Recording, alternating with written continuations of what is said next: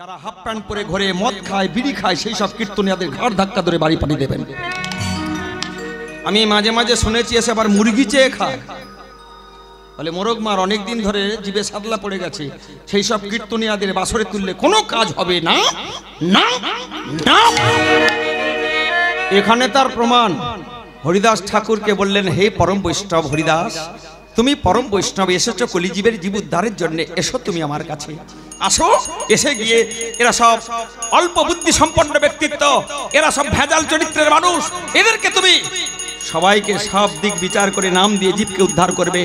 যে হরিনামে বাড়ি শান্তি থাকে, যে একাদশী ব্রত করলে সংসার রূপ ফেরে, যে হরিনামে তোমাদের শান্তি ফিরিয়ে আনে, আতে এত হরিনাম হচ্ছে, শান্তি সমাজে আসছে না কেন? কি বাবা, একটা প্রোগ্রাম পেয়েছি বাবুর হরিনামে, অন্তত 10 লক্ষ টাকার উপরে বাজেট আছে। তাহলে আশা করি গদখালি এত টাকা খরচা করে যদি হরিনাম হয়, সেখানে নিশ্চয়ই শান্তি ফিরে আসার কথা, কিন্তু শান্তি হচ্ছে সমাজে? হচ্ছে না। তাহলে আমাদের ভুল হচ্ছে। নিতাই চাঁদের বদনেতে হরিনাম ছিল, তাহলে নিতাই চাঁদের কপালটা কাটলো কেন? কেউ যদি হরিনাম শুনতে আসার পথে হোঁচট খেয়ে পড়ে মরে যায়, সে হরিনাম শুনতে আসবে? কেউ যদি হরিনাম শুনতে আসার পথে মাঠের মধ্যে দিয়ে আস্তে আস্তে চন্দ্রে পোড়া কামড়ে তাকে মেরে ফেলে, কেউ আর হরিনাম শুনতে আসবে? কেউ যদি তীর্থে গিয়ে তার চরিত্র সংশোধন না হয়, তাহলে তীর্থে যাওয়ার দরকার আছে? কেউ যদি একাদশী ব্রত করে তার সৎসঙ্গ না হয়, কেউ নাম ভট্ট লিখিয়ে সে যদি তার চরিত্র সংশোধন না হয়, তাহলে নাম ভট্টে নাম লিখে কোনো দরকার আছে? তাহলে প্রথমে আমার প্রশ্ন, এমন একটা ক্যারেক্টার গঠন করুন যেটা ভগবানের মা এবং বাবা হতে পারবেন, যার কোনো ভেজাল থাকবে না। তাহলে নিতাই চাঁদের কি ভেজাল ছিল? হ্যাঁ ছিল। কোথায় ছিল? চলুন যাই, একদম ভুল করবেন, এরপর লীলা ধরবো। কোথায় ভেজাল ছিল? চলুন সত্যযুগে। সত্যযুগ কটা চলে গেছে বাবা? 28টা চলে গেছে। এরপরে যেটা আসবে তার নাম কি? 29তম সত্য। সেই সত্যে নারায়ণের রূপ কেমন হবে? এখন যেমন দেখছেন 29তম সত্যে নারায়ণের একই রূপ থাকবে। ক্যালেন্ডারে দেখেছি নারায়ণ সত্যযুগে অবতারে আজকের একটা সাপ সেবা দিচ্ছে। সাপটার নাম শেষদেব শঙ্কর্ষণ অনন্তদেব। সেই অনন্তদেব সেবা দিচ্ছে। কে শুয়ে আছে? নারায়ণ। কি দিয়ে সেবা দিচ্ছে? শরীর দিয়ে। তুমি কি দিয়ে সেবা দাও? তুলসী পাতা দিয়ে। এখানে একটা কথা বলি বাবা, ভক্তের চেয়ে অভক্ত বড় না ভক্ত বড়? অভক্ত বড়। অগাসুর বগাসুর মুচুকন্দ কালজবর হেরানক দন্তবক্র শিশুবল, রাবণ রাজা ভক্তের চেয়ে বড়, কারণ ভক্ত তুলসী পাতা দিয়ে ভগবানকে পায়। আর যারা বৈরী ভাব নিয়ে অভক্ত, যারা ভগবানের সাথে যুদ্ধ করে হিংসা করে, এই ভগবান, এই জীবনটাকে কর্তন করে বরণডালা করে ভগবানের চরণে পাদ্যর্ঘ্য দিয়ে তারা সেবা দেয়। তাহলে ভক্তের চেয়ে অভক্ত বড়। সেই জন্য কি বলছে ভালো করে শুনবেন, আজকের সেই জগাইয়ার মাথায় কপালটা ফাটাতে সত্যযুগে আজকে নারায়ণ অনন্ত দেবের উপরে শয়নে আছে। শয়নে থেকে থেকে এত সুন্দর সেবা পেল। পাওয়ার পরে নারায়ণ বলছেন, অনন্ত তুমি আমাকে যেভাবে সেবা করেছো আমি খুব শান্তি পেয়েছি বাবা। এক কাজ করো, আমি বাবা হয়ে তোমাকে আমি সন্তান রূপে আশীর্বাদ দেব, তুমি আশীর্বাদ চাও। তখন সেই সাপটা বলছে, প্রভু কি আর তোমাকে আমি বর চাইব? যে যুগে যে কুলে যাবে আমাকে তুমি সেই কুলে নিয়ে যে তোমার চরণ থেকে আমাকে সেবা করার বঞ্চিত করো না, এই আমার প্রার্থনা। নারায়ণ বললেন, তাহলে সত্যের পরে কি এলো? ত্রেতা। আসার কথা কি? দাপর। কিন্তু ত্রেতা কেন? ওটা সবাই জানি। তাহলে ত্রেতা যুগ আসলো। আসার পরে ত্রেতা যুগের ভগবানের নাম কি? রাম। রামের বাবার নাম কি? দশরথ। দশরথ আগের জন্মে কে ছিল? মনু। মনু স্ত্রী কে ছিল? শতরূপা। এই শতরূপার মনু ভগবানের কাছে কেঁদে বলেছিল, আমরা যেন তোমাকে পুত্র রূপে পাই। বললো এ যুগে হবে না, পরবর্তী যুগে তুই রাজা দশরথ হবি এবং তোর স্ত্রী হবে 3টে, তার মধ্যে বড় রানী। এই শতরূপা দেহ পাল্টে কৌশল্যা হয়ে রাম রূপে ভগবানকে তারা পাবে। তাই মনু আর শতরূপা দেহ পাল্টে হলো ভগবান রামের বাবা মা। এই বাবা মা হয়ে যাওয়ার পরে দশরথ 3টে বিয়ে করলো। তিনটে বিয়ে করলো। আপনারা সবাই জানেন, প্রথম বিয়ে কৌশল্যা, দ্বিতীয় বিয়ে কইকেয়ী, তৃতীয় বিয়ে সুমিত্রা।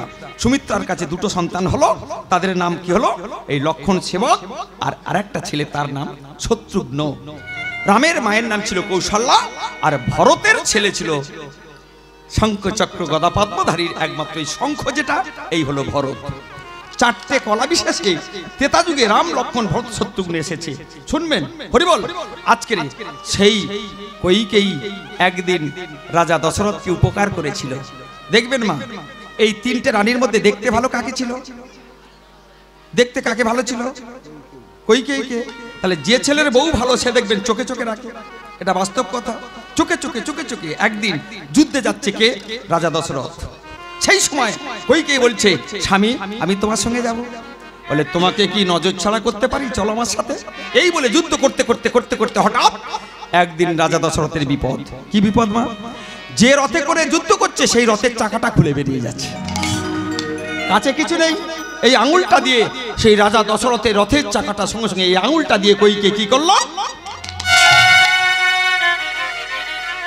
রথের চাকা আটকাবে না আঙুল থাকবে?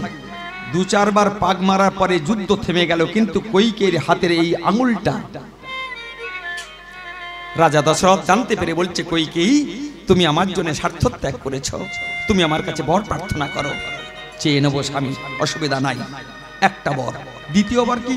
অনেকে বলে অসুখ টসুখ করেছে, ওই অসুখ টসুখ নয়। কি দ্বিতীয়বার? যেখান থেকে বলছি এটার নাম হচ্ছে বশিষ্ঠ যোগ বাশিষ্ঠ রামায়ণ। কীর্তিবাসী রামায়ণেতে বলছে অসুখ করেছে, কিন্তু বশিষ্ঠ দেবের রামায়ণে বলছে এই আঙুলটা কেটে বরবাদ হয়ে গিয়েছিল আশীর্বাদ। আর পরের দিন যুদ্ধ করতে গিয়ে রাজা দশরথ মূর্ছা গিয়েছিল, মানে অজ্ঞান হয়ে গিয়েছিল। সেই অজ্ঞান থেকে আজকের কইকেয়ী বাবার কাছ থেকে যুদ্ধ শিখে সেই যুদ্ধ করে স্বামীকে বাঁচিয়েছিল দুটো আশীর্বাদ। মনে থাকবে মা? একটু শান্ত করুন, আস্তে আস্তে শুনে নেন। এই দুটো আশীর্বাদ চেয়ে রইল। আস্তে আস্তে রামচন্দ্র ভরত লক্ষণ পড়াশোনা করে বাড়ি এলো। রাজত্বে আসার পরে যখন বড় হলো, আস্তে আস্তে এবার দশরথ একদিন ঘোষণা করলেন রামকে রাজা করে দেবে, অভিষেক করবে। শুনলো কে? কুঁজ। কুঁজের নাম কি? মন্থরা। মন্থরা শুনে কানে কামড়াচ্ছে। কার কানে কামড়াচ্ছে? কইকেয়ী। জানে কইকেয়ী যদি বড় লোক হয় আমার পাওনা গন্ডা ভালো হবে। এই বলে সেই মন্থরা কইকেয়ীর কাছে গিয়ে কানে কামড়াচ্ছে। কইকেয়ী, অত হাসি ভালো নয়, অত বয়সে অত দাঁত বের করবেন না, দাঁত পড়ে যাবে। আমি শুনে আসলাম রাম রাজা হবে, তুই পথের ভিখারি হবে, তোর ভরত পথের ভিখারি হবে। চলে যা, তোর তো দুটো আশীর্বাদ পাওনা আছে। বলে হ্যাঁ। সঙ্গে সঙ্গে বলে যে চেয়ে নে। যেই শুনেছে এই আশীর্বাদ, সঙ্গে সঙ্গে কইকেয়ী রেগে গিয়ে বলেছিল, পায়ের জুতো পায়ের নিচে থাক, চাপকে তোকে একদম। মন্থরা কেঁদে কেঁদে বলেছিল, অভিনয় করে বলেছিল কি, ওরে গরিব আমি, আমার কথা যেদিন তুই ঠকবি সেদিন মিষ্টি লাগবে। সারা রাত কইকেয়ী আমার ঘুমোতে পারে না, রামকে বনবাসে পাঠাতে হবে, এ কথা আমার মা বলল, পালিত মা বলল। তাই চিন্তা করে করে কইকেয়ী চিন্তা করলো যে সত্যি তো আজকের সুখানিচ দুখানিচ চক্রবর্ত পরিবর্তন, চাকার মতো ঘরে সদাই সুখ দুঃখ দুটি ভাই, নিয়ম মতো রাতের পরে দিনের আলো আসে তাই, দুঃখ সুখের মধ্যে যারা গোবিন্দের চরণ নেয় না ঠাই, তারাই বোকায়ে সংসারে, সেখানে ধনী গরিবের বিচার নাই, সেখানে ধনী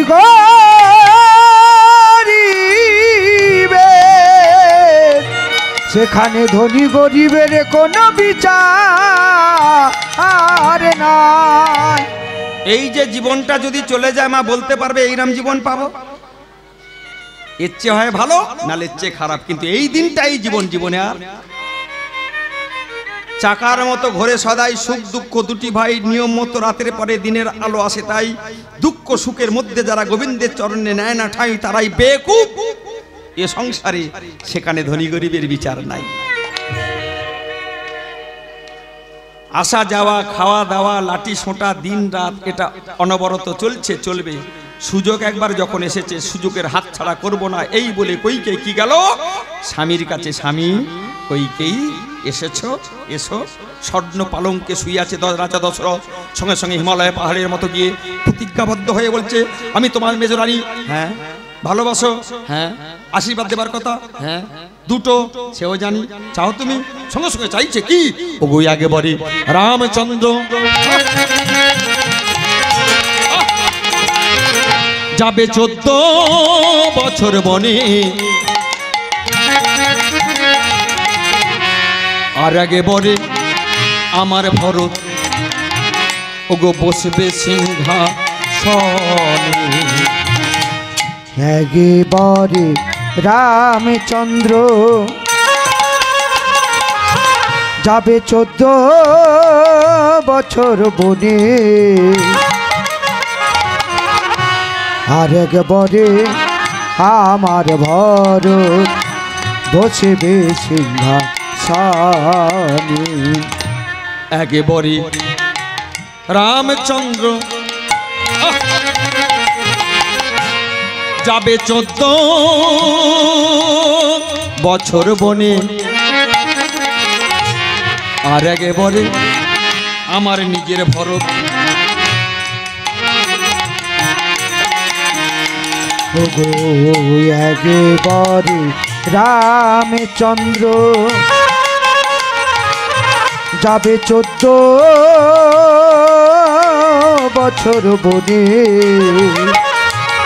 আর একবারে আমার ভরত বসবে সিংহাসনে। ভগবানের বাবা দশরথের প্রেসার বেড়ে গেল, মাটিতে পড়ে গেল, স্বামী হয়ে স্ত্রীর পায়ে ধরে ক্ষমা চাইছে। সঙ্গে সঙ্গে কইকেয়ী বলল আমাকে দিতে হবে না, তুমি বলো আমি মিথ্যাবাদী। গরিবের সম্পত্তি কি জানেন? সত্যের পথ। টাকা তার কম থাকতে পারে, কিন্তু তারা কিন্তু যা কথা দেয়, কিন্তু যাদের ঘরে টাকা আছে দেখবেন সকালের ট্রেন সন্ধে যাবে আর সন্ধ্যের ট্রেন বিকেলে যাবে। তুমি বলো আমি মিথ্যাবাদী, বলে আমি তো দূরের কথা, আমার বংশ ক্রমানুসারে কোনোদিন মিথ্যা কথা বলেনি, আর বলবেও না। কইকেয়ী আমি স্বামী হয়ে তোমার কাছে অনুরোধ করছি, এই আশীর্বাদ, এই বর তুমি ফিরিয়ে নাও, ফিরিয়ে নাও। এখানে একটা কথা না বলে পাচ্ছি না, ছোট করে বাজা বাবা। কি কথাটা? রামের মায়ের নাম কি বলেছি মা মনে আছে? কৌশল্যা। কৌশল্যার চেয়ে 4 গুণ ভালোবাসতো কইকেয়ী, অথচ ছেলেকে রামচন্দ্র বনবাসে পাঠাচ্ছে কেন? তাহলে কি ভালোবাসা? বলে হ্যাঁ ভালোবাসা। কইকেয়ী জানতো রামকে যদি বনবাসে না পাঠাই তাহলে ক্ষতি হবে কার জানেন? পাশানি হয়ে বসে আছে কে মা? গৌতমের স্ত্রী অহল্যা। সে একদম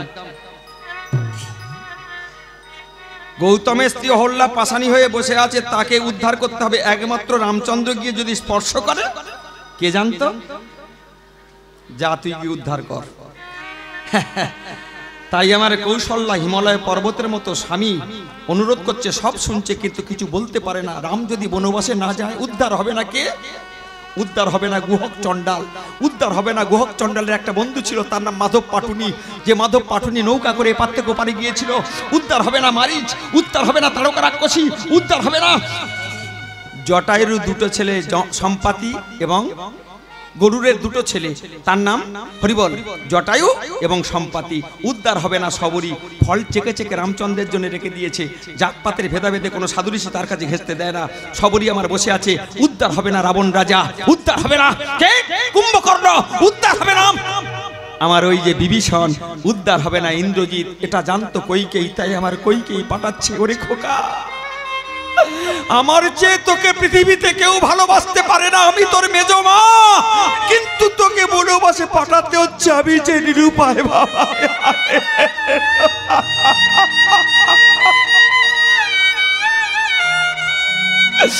আমাকে তুই ক্ষমা করিস বাবা।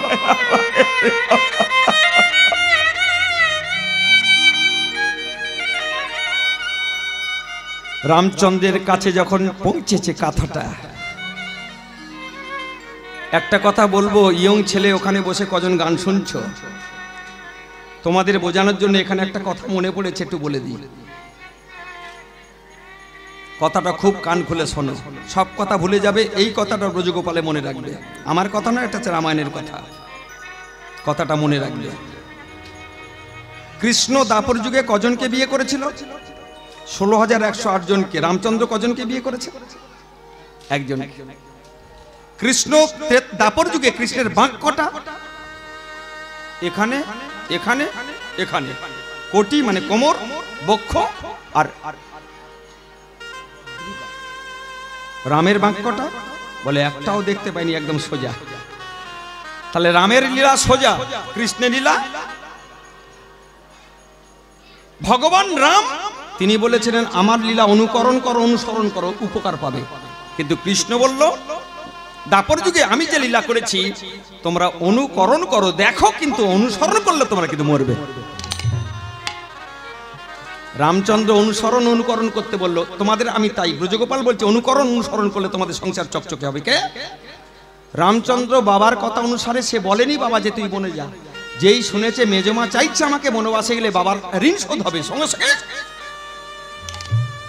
শাস্ত্র বলছে বাবা যদি ঋণ করে না, তুই যদি কানে শুনিস সেই ঋণটা ছেলেকে শোধ করা কর্তব্য, তা নাহলে তোর কিন্তু সংসার উন্নতি হবে না। কিন্তু তুই যদি ঋণ করিস, বাবা যদি শোনে, সেই ঋণটা চোকানোর বাবার কোনো দায়িত্ব না, এটা শাস্ত্র বলছে। সেই জন্যে রামচন্দ্র চিন্তা করছে বাবা দেনা করেছে, আমি সেটা শোধ করতে না পারলে কোথায় দেনা? মেজমায়ের কাছে। মেজমা মানে কইকে। তাহলে আমি যাব বনবাসে, সব ছেড়ে দিয়ে ঝুঁটি বেঁধে রুদ্রাক্ষের মালা পরে এক বসনে কাপড় নিয়ে সব জমা করে আজকে সবার কাছ থেকে বিদায় নিয়ে চলে এসেছে। আমি বনবাসী হব, আমি বনবাসে যাব। যেই বাবার কাছে এসেছে সঙ্গে সঙ্গে দশরথ কান্নায় ভেঙে পড়েছে, খোকা রাম তুই যাবি না, আমি যে কোনো প্রকারে আটকাবো, তুই যাবি না। ওরে রাম, দেহ থেকে হৃৎপিণ্ড যদি তুলে নেওয়া হয় বলতো বাবা, সেই দেহ বাঁচে? বাবা ঋণ রেখে মরতে নেই, ঋণ শোধ না করলে শাস্ত্র বলছে যার কাছে ঋণ করবে তার বাড়িতে পরবর্তী জন্মে কুকুর হয়ে জন্মগ্রহণ করতে হয়। বাবার কাছ থেকে যদি 10,000 টাকা ধার করে আমি মরি না, মরে গিয়ে কুকুর হয়ে বাবার বাড়ি চৌকি দিতে হবে, শাস্ত্র বলছে। তাই বাবা তোমার ঋণ রাখতে নেই, আমি তোমার পুত্র রামচন্দ্র আজকে বনবাসে যাব। এই বলে যেই বাবাকে কাঁদিয়ে, মাকে কাঁদিয়ে, সবাইকে কাঁদিয়ে যখন বেরিয়ে পড়েছে, তখন একটা ছেলে এসে বলছে, ছেলেটার নাম নিশ্চয়ই জানেন, বুঝতে পেরেছেন, লক্ষণ। লক্ষণ কে ছিল? সাপ। সাপ দেহ পাল্টে কি হয়েছে? ভক্ত, সেবক। সে তখন এসে বলছে দাদা, ও দাদা, দাদা তুমি আমায় নিয়ে চলো না, ও গো দাদা নিয়ে চলো না, নিয়ে চলো না, ও গো দাদা নিয়ে চলো না, তোমার সাথে বনে যাব, নিয়ে চলো না। বলে আমি তোমার সঙ্গে বনে যাব, ও গো দাদা গো।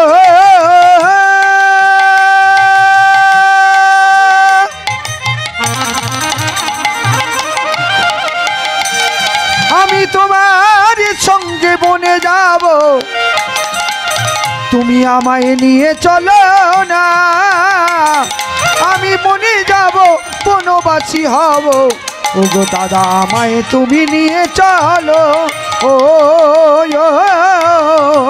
গো, ও গো দাদা গো, আমি তোমার সঙ্গে বনবাসে যাব, আমি বনবাসী হব, তোমার সেবা করব, আমায় তুমি নিয়ে চলো, ও গো দাদা আমায় নিয়ে চলো। ও গো দাদা গো, আরে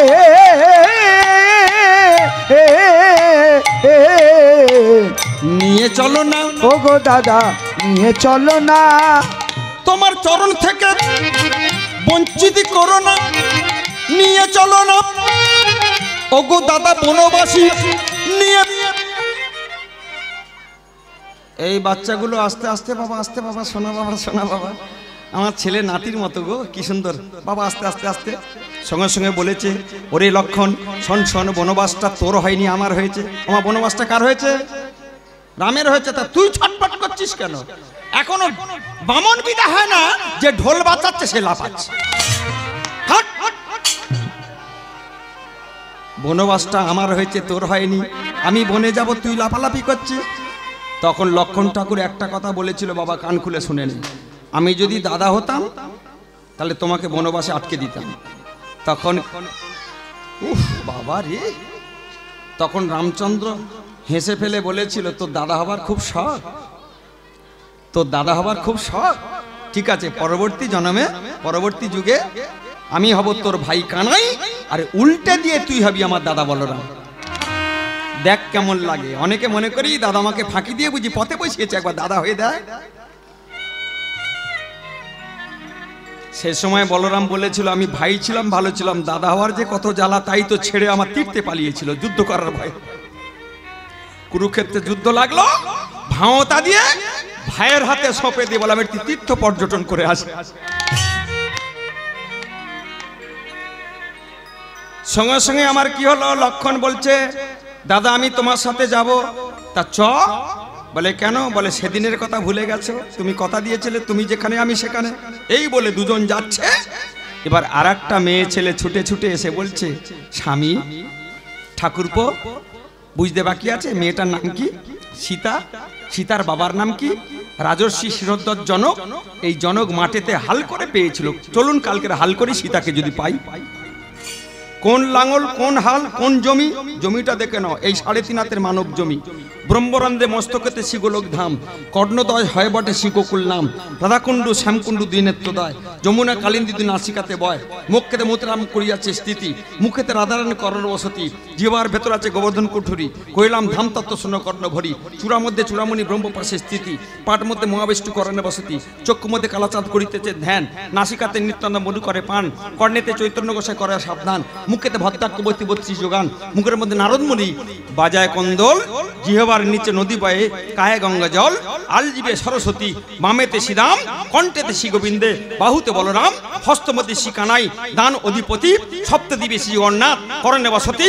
নাভিদেশে ব্রহ্মাদি করিতেছে লীলা, লিঙ্গতে শ্রী মহাদেব লই চন্দ্রকালা। গুজ্জদ্বারে বসে আছে নারু ও গোপাল, কামিনীর সঙ্গে কেলি বড় রসাল। হাঁটুর মধ্যে শক্তি স্থিতি বসুমতি পায়, 18 মোকাম তত্ত্ব দিয়ে দেহ তৈরি। এই দেহটা তুমি চেয়েছো বলে পেয়েছো, স্বীকৃতির ফলে। আজকের সেই দেহটাকে নিয়ে গাঁজা খাচ্ছ, মদ খাচ্ছ, বিড়ি খাচ্ছ, এটা সেটায় আড্ডা মারতেছ অবহেলায়। তুমি বলতে পারো না কি রাধা কৃষ্ণ প্রাণম যুগল কিশোর। ওগো রাধা কৃষ্ণ প্রাণ মোর যুগল কিশোর।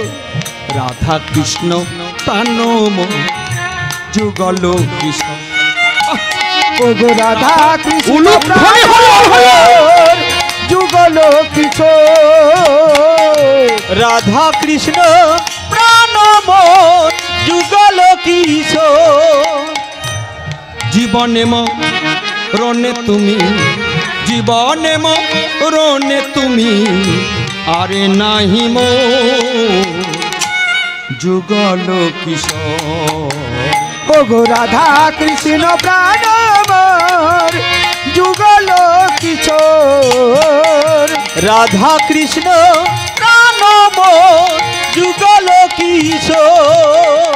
মায়েদের বলি মা, হাতে কাম মুখে নাম। কারোর সাথে আড্ডা মারার দরকার নেই, কারোর কোনো সমালোচনা করার দরকার নেই। অলস মস্তিষ্ক শয়তানের বোঝা, ঘাটেতে বসে বাসন মাজছ, তাতেই সঙ্গে সঙ্গে হরে কৃষ্ণ কৃষ্ণ কৃষ্ণ হরে হরে। মনে মনে বলো কাজ, মন্ত্রের দ্বারা বলো কাজ, চেঁচে চেঁচে বলো কাজ। সংকল্প 3 প্রকার, মানসিক, বাচিক, কায়িক। যেভাবে বলবে। আর তুমি যদি সবসময় ফ্রিতে থাকো, মানে সবসময় তোমার পর সমালোচনা, পরের চিন্তা, পরনিন্দা, কোনোদিন যে প্রমাণটা শুনছেন কাজ হবে না হরিনাম যতই শুনতে। তাই আমার সঙ্গে সঙ্গে সেই জনক হাল চষছে। কোথায় হাল চষছে? এই 3.5 হাতের মানব জমিতে ভক্তির লাঙল, বৈরাগ্যের ফাল। চোখের জলে যখন করশন করশন করশন, কে করছে? বদন করছে। শুনছে কে? এই যে বলছে কি, যমুনার তীরে কদম্বের বন, রতনবে তীরমূলে বসাব দুজন।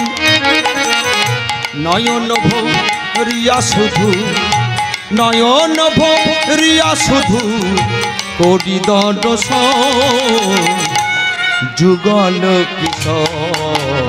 ওগো রাধা কৃষ্ণ প্রাণ মোর যুগল কিশোর। রাধা কৃষ্ণ প্রাণ মোর যুগল কিশোর। ওগো রাধা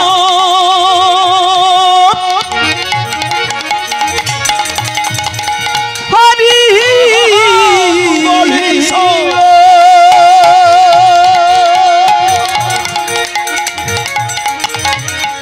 আস্তে আস্তে আস্তে আস্তে আস্তে মাতালে করলো কে? বদন মানে মুখ। শুনলো কে? কান, এই করষণ করতে করতে করতে করতে তোমার হৃদয়ে একটা কি হবে?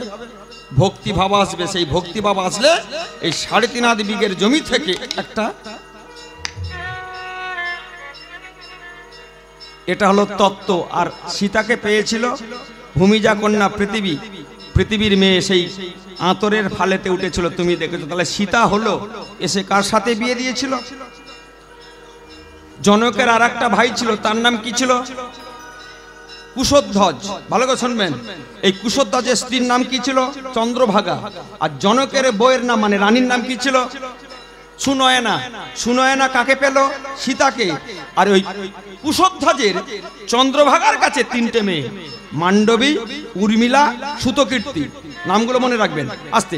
এই মান্ডবী, উর্মিলা, সুতকীর্তি লক্ষ্মণ কাকে কাকে বিয়ে করেছিল? উর্মিলা, সুতকীর্তি ভরত, আর মান্ডবীকে বিয়ে করেছিল শত্রুঘ্ন। তাহলে 3 জনের বিয়ে হলো। এইবার বাদ আছে রাম।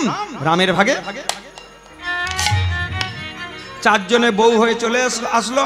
আসার পরে সেই জ্ঞানের জ্ঞানী হলো বাবাজার শিরোদ্ধর জনক। মিথিলার জ্ঞান নিয়ে বহু রাজা উপকার পেয়েছে। তার মেয়ে যদি সেই রাজবাড়িতে আসে, তার জ্ঞান কেমন?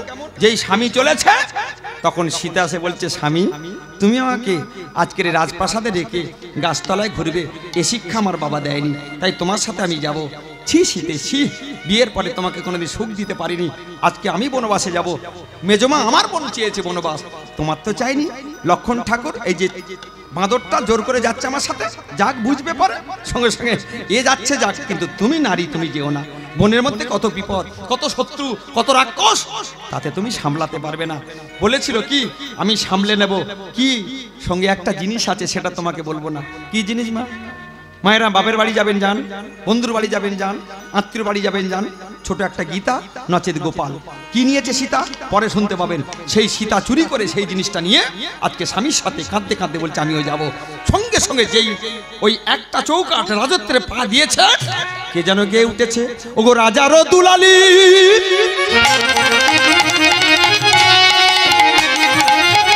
ওগো সীতে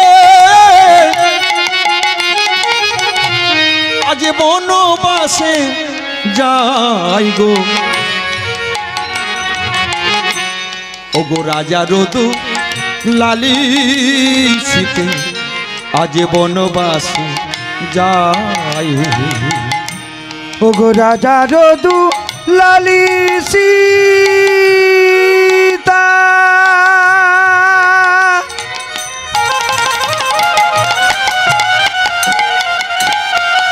আজ বনবাসে যাই গো, বনবাসে যাই, ওগো রাজা রদু লালি সীতা আজ বনবাসে যাই গো, বনবাসে যাই। রাজা রদু লালি সীতে আজ বনবাসে যাই গো, আজ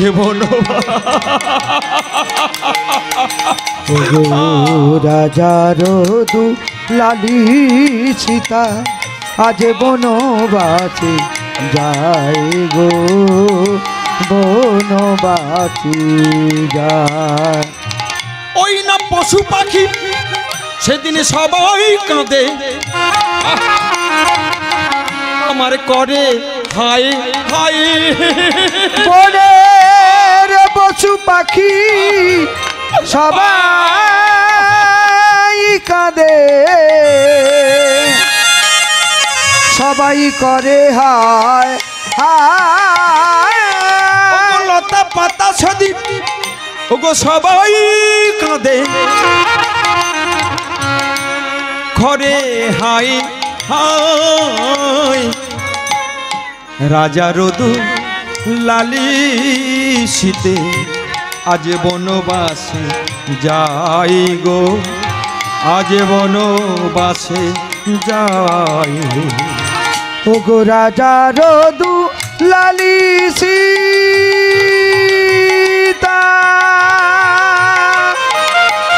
আজ বনবাসে যাই গো, বাঁচে যায় রাজার দুলালি সীতা আজ বনবাসে যায় গো বনবাসে যায়। সব শেষ হয়ে গেল, তিনজন বেরিয়ে যেতে তখন সুমিত্রা, কৌশল্যা, কইকেয়ী সবাই যে যার মূর্ছা গেল। শুনবেন ভালো করে। গিয়ে প্রথমে উদ্ধার করলো কাকে? গুহক চণ্ডাল, তার একটা বন্ধু ছিল মাধব পাটুনি, তাকে উদ্ধার করলো। করে গৌতমের স্ত্রী পাষাণ হয়েছিল, তাকে উদ্ধার করলো। করে নিয়ে সমস্ত সব ভারতবর্ষ ভ্রমণ করতে করতে দক্ষিণ দিশায় চলে গেল। একটা কথা মায়েরা শুনুন, লিখে নেন, মায়েদের জন্য বলছি, ভগবানকে তিনটে ঠিকানায় পাবেন। কোথায়? একটা তুলসীর বাগান, যেখানে তুলসী গাছ আছে। আমি যে বাড়িতে আছি, আমার বাবু বসে আছেন, তুলসী গাছটা একটু মরে মরে যাচ্ছে, ওটাকে তুলে ফেলে দিয়ে একটা নতুন গাছ লাগান। তুলসীর বাগান যে বাড়িতে বেশি মাছ, নিচে হোক উপরে হোক যে কোনো জায়গা, তুলসীর বাগান যেখানে, সেখানে ভগবান থাকবেন। এক। দুই, যেখানে পদ্মে সরোবর, পদ্ম ফুল ফোটে যেখানে, পদ্মে সরোবর। দুই, আর যেখানে তিন, আপনাদের মতো ভক্ত যেখানে কীর্তন শ্রবণ করে, কীর্তন হয়, সেখানে ভগবান পিছন থেকে। ভগবান কখন কি রূপে আসে কেউ বুঝতে পারবেন না, কখন কেমন কিভাবে আসে ভগবান বোঝার ক্ষমতা আপনাদের নেই। কিন্তু তিনটে ঠিকানা কোথায়? তুলসীর বাগান, পদ্মে সরোবর এবং ভক্তের গুণাগুণ, কীর্তন, ভাগবত কথা, গীতার কথা, সেখানে ভগবান। ঘুরতে ঘুরতে সীতা দেখতে পেয়েছে একটা পদ্মে সরোবর। রামচন্দ্র দেওরকে বলল, আমি এখানে দিন কতক থাকবো। বলে, দিন কতক কেন? 14টা বছর সময় কাটাতে হবে, তো এখানে থাকো। এই বলে সেখানে একটা পাতার কুঁড়ে ঘর নির্মাণ করলো। পাতার কুঁড়ে ঘর নির্মাণ করে সীতা যেদিন রাজত্ব থেকে বেরিয়েছিল, সঙ্গে একটা ছিল কি, আমি বলেছিলাম, বলে দেব, সোনার একটা নারায়ণ। সেই সোনার নারায়ণকে সঙ্গে নিয়ে সেই পাতার কুঁড়ে ঘরে একটা বেদি করে তাকে সিঙ্গার করে দেয়। ও মায়েরা, শাস্ত্রে বলছে, তুমি যে ভগবানকে একটু সিঙ্গার মানে সাজিয়ে দাও, জীবনে তোমার সাজার অভাব হবে না। যদি তুমি নরনারায়ণ সেবার জন্য 1 টিন তেল দাও, 2 বস্তা আলু দাও, সবজি দাও, চাল দাও, ডাল দাও, নরনারায়ণ সেবার নিমিত্তে তুমি যদি কিছু দান করো, তোমার কোনোদিন খাবার কষ্ট হবে না। শাস্ত্র বলছে, তুমি যদি ভগবান মন্দির নির্মাণের জন্য 10 বস্তা সিমেন্ট দাও, 2টো রডের তালা দাও, তোমার কোনোদিন মহলের থাকার অভাব হবে না। একটা ছাড়া 10টা, 10টা ছাড়া 20টা হবে। কেন? দিয়ে রাখলে তুমি পাবে, এ কথাটা মিথ্যা নয়। তুমি দাও, তুমি পাবে, পাবে। আমাকে 5-7 জন মিলে যে অর্থটা তারা ব্যয়ভার বহন করেছেন, আমার যতদূর ধারণা আছে, 26 বছর কীর্তন করছি, এই যে অর্থটা আপনারা দিয়েছেন, 1 বছরের মধ্যে তার 4 গুণ হয়ে যদি না ফেরে, আমাকে ফোন করবেন, আপনার টাকা আমি ফেরত দিয়ে যাব। তবে দেওয়াটা কিন্তু এক মনে হওয়া চাই। দেবেন পিছন টান থাকবে, সে দেওয়াটা দেওয়া নয়। লক্ষ্য করবেন, ভালো করে শুনবেন। আজকে সীতা সেই বনের মধ্যে সোনার নারায়ণকে প্রতিষ্ঠা করে, মানে বেদি করে রেখে, প্রতিদিন তিনি একটা করে পদ্ম ফুল নিয়ে তুলসী পাতা চয়ন করে প্রত্যেকটা চোখের জলে কাঁদছে। আমার পূজার থালায় আছে আমার প্রভু ব্যথার শত দল। এই পূজার থালায় আছে আমার ব্যথার শত দল। এই পূজার থালায় আছে আমার ব্যথার শত দল। আমার পূজার থালায় আছে প্রভু ব্যথার শত দল। হে দেবতা তুমি রাখো সেথা, ওগো হে দেবতা তুমি রাখো সেথা। ওগো হে দেবতা তুমি রাখো সেথা।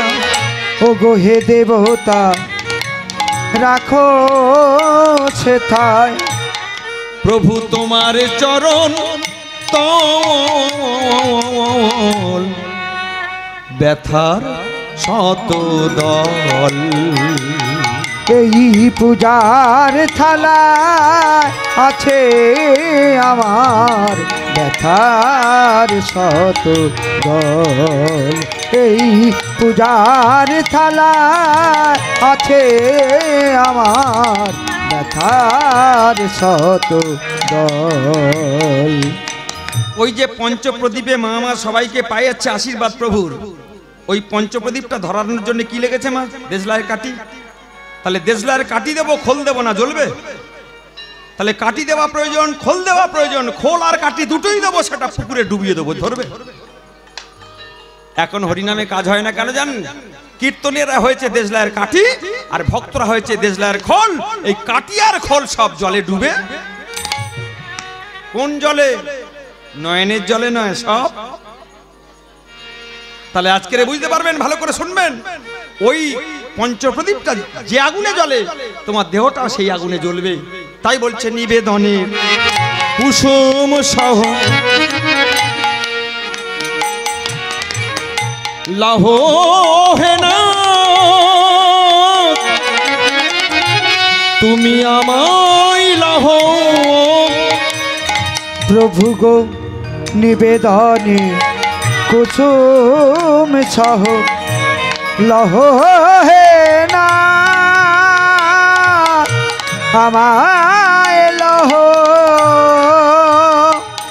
তুমি যে আগুনে আমায় দহ। প্রভু গো যে আগুনে তুমি আমায় দহ। সেই আগুনে আরতি দীপ আমি করেছি উজ্জ্বল।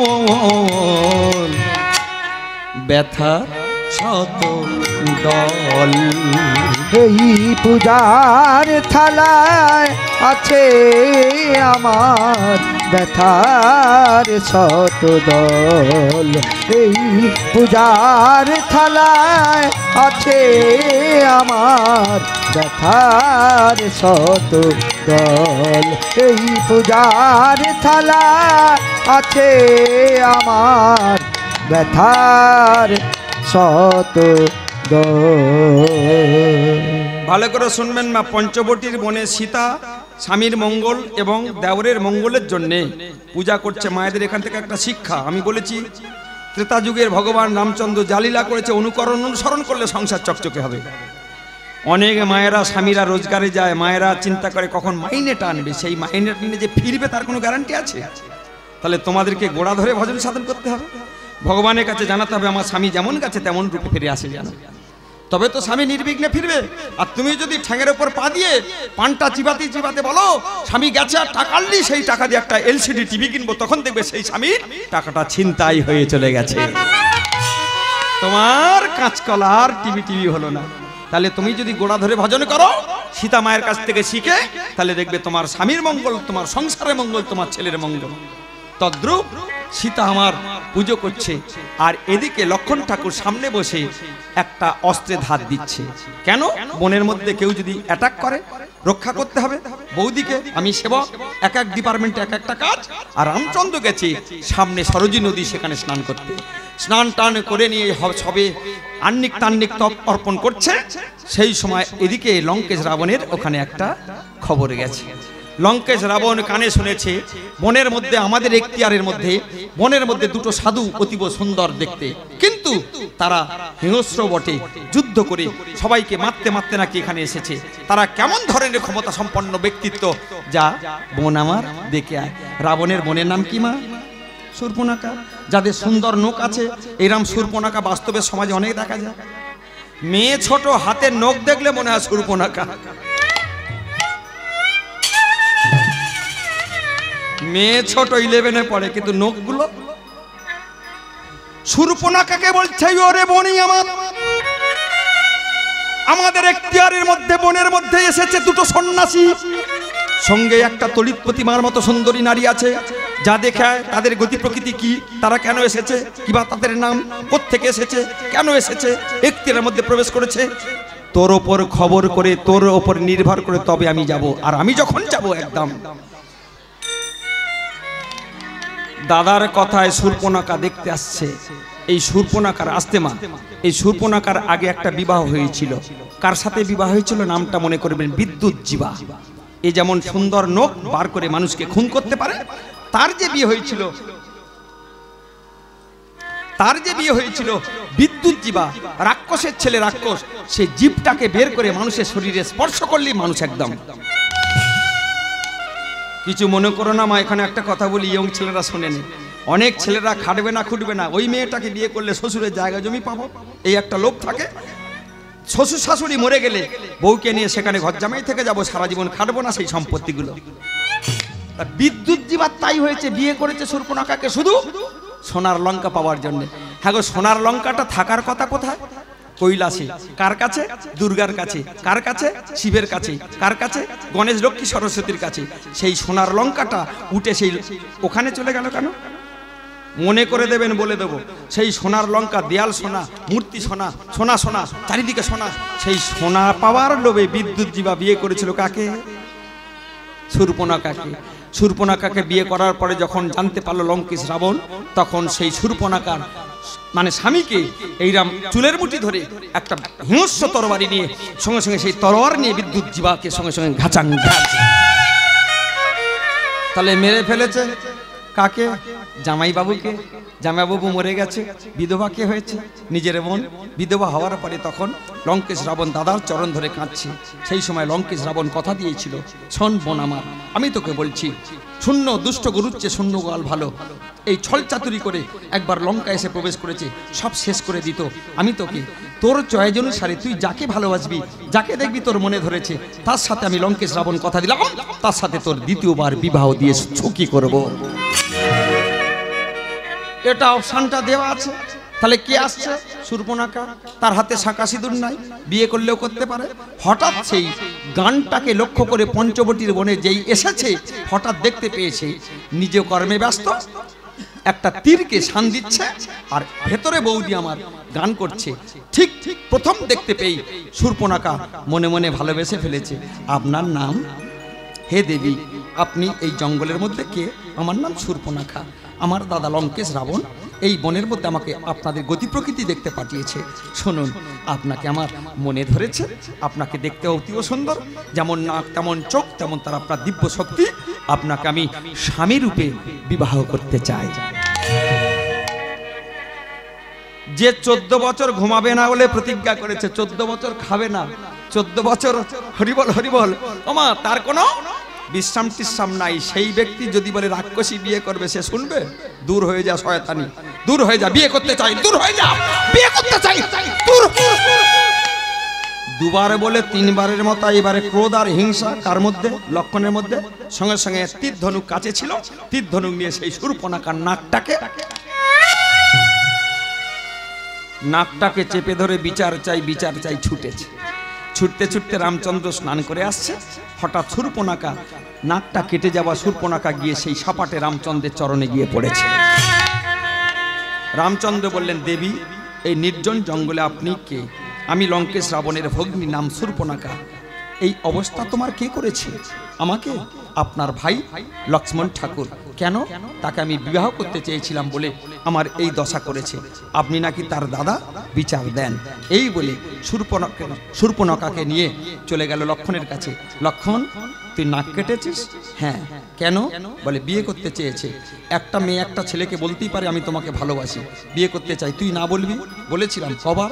বলে দুবার। তিনবারের মাথা সহ্য করতে পারিনি। সেই সময় আমি, শোন, আমি তোর দাদা রামচন্দ্র, আমি তোকে অভিশাপ দিচ্ছি, আগত কলিযুগে তুই হবি নিতাই চাঁদ, আমি হব গৌর সুন্দর। তুই সেদিন আমার আদেশে হরিনাম বিতরণ করতে যাবি জীবের দ্বারে দ্বারে। সেদিন তের বদনে থাকবে হরি হরায় নমঃ কৃষ্ণ, যাদবায় নমঃ যাদবায় মাধবায় বলতে বলতে যাবি। জগাই মাধাই এই মেয়েটা মরে গিয়ে দেহটা পাল্টে যুগের পর যুগ গিয়ে কলিযুগে হবে জগাই আর মাধাই। আর এই মেয়েটা সেদিন গঙ্গায় জল নিতে যাবে, কাঁকালে থাকবে কলসি, কলসির তলাটা ফেটে যাবে পড়ে গিয়ে, কিন্তু কানাটা নষ্ট হবে না। কানা থেকে ফের কুঁয়োররা কলসি নির্মাণ করবে, আর সেই কলসি জগাই আর মাধাই সেদিন সুরাপান করবে। তোর বদনে তো হরিনাম থাকা সত্য, সেদিন তোর কপাল ফেটে গোপাল গোবিন্দ রাম শ্রী মধুসূদন গিরিধারী ও গো গোপাল গোবিন্দ রাম শ্রী মধুসূদন গিরিধারী গোপীনাথ মদন মোহন। হরি বল হরি বল হরি বল ভাই, হরি নাম ছাড়া জীবের আর গতি নাই। একবার হরি বলো হরি বলো হরি বলো ভাই, হরি নাম ছাড়া জীবের আর গতি নাই। হরি হরায়ে নম কৃষ্ণ উলুধ্বনি হরি বল হরি বল। হরে নম কৃষ্ণ যাদবায় নম, হরি হরায় নম কৃষ্ণ যাদবায় নম। হরি হরায় নম কৃষ্ণ যাদবায় নম। তাহলে কীর্তন শুনবেন, ক্রোধ আর হিংসা মনের মধ্যে উৎপত্তি হবে না। এমন কোন মা বাবা আছেন যে তোমার রাগ নেই? বলে আছে বাবা, একটু কম রাগ। আবার দু একজন দেখবেন কথা কথা ক্রোধ হলো আপনার শরীরে দুর্যোধন। দুর্যোধন পঞ্চপাণ্ডবদের মধ্যে, মাফ করবেন, পঞ্চপাণ্ডবদের বিরোধী পক্ষ দুর্যোধন রাগ করতো না সর্বদা? দেখে নেব যার শরীরে দুর্যোধনের সংখ্যা বেশি তার শরীরে তত রাগ। কাম, ক্রোধ, লোভ, মদ, মোহ, মাশ্চর্য, এই 6টা ছেলেকে ভক্তির খড়গেতে বলি দাও, দিয়ে যদি একবার হরিনাম করো চোখের জল দিয়ে, সেই হরিনামে কাজ হবে। কাম ক্রোধ যদি তোমার শরীরে বিরাজমান থাকে সেই হরিনাম তোমার কাজ হবে না। আজকে লীলা আসুন। কোথায়? একটা বাবা, 5টা ছেলে, সুদেব, বিজয়, বৃষ, ভরু, বাহু। বাবা আমার মনে মনে ঠিক করেছে সংসার রাজত্ব থেকে রিটায়ার নিয়ে ছেলে 5টার মধ্যে কি আমার ভালো, তার হাতে রাজত্ব দিয়ে আমি ভগবানের নাম করতে চলে যাব। কোথায় যাব? যেখানে মানুষ পৌঁছতে পারে না, নির্জন কাননে, নির্জন জঙ্গলে গিয়ে মনের আনন্দে আমি বলবো কি, গোপীজন মনচর গিরিধারী নাগর। মায়েরা এই ভজনটা আমার সাথে করুন। মিনতি রাখো রাঙা পাই গো, মিনতি রাখো রাঙা পাই। তুমি গোপীজন মনচর, ও হে গিরিধারী নাগর, প্রভু মিনতি রাখো রাঙা পায়, প্রভু মিনতি রাখো রাঙা পায়। গোপীজন মনচর গিরিধারী নাগর, মিনতি রাখো রাঙা পাই গো, ও গো মিনতি রাখো রাঙা পাই। তুমি গোপীজন মনচর গিরিধারী নাগর, প্রভু মিনতি রাখো রাঙা পায়, মিনতি রাখো রাঙা পায়। যাদের বয়স বেশি হয়ে যাচ্ছে মা, জীবনে একবার থামতে হবে। সবসময় সংসারের ব্যাগ হাতে রাখবেন না। ছেলেদের একটু শেখান, এখন থেকে তুই এই সংসারের দায়িত্ব নে, টাকা লাগে দেবো, কিন্তু তোরা শেখ। ওই যে সময়টা কাট আপ করে বের করে নেবেন, পর সমালোচনা, পরের চিন্তা, ঘাটের ঘাটে খুচুর খুচুর গুজুর গুজুর না করে যমুনা পুলিনে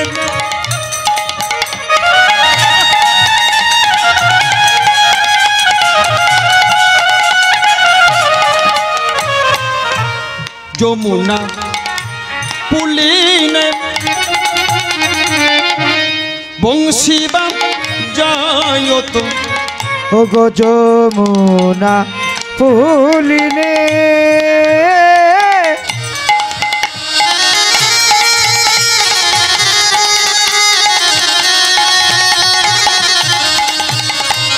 ও গো যমুনা পুলিনে,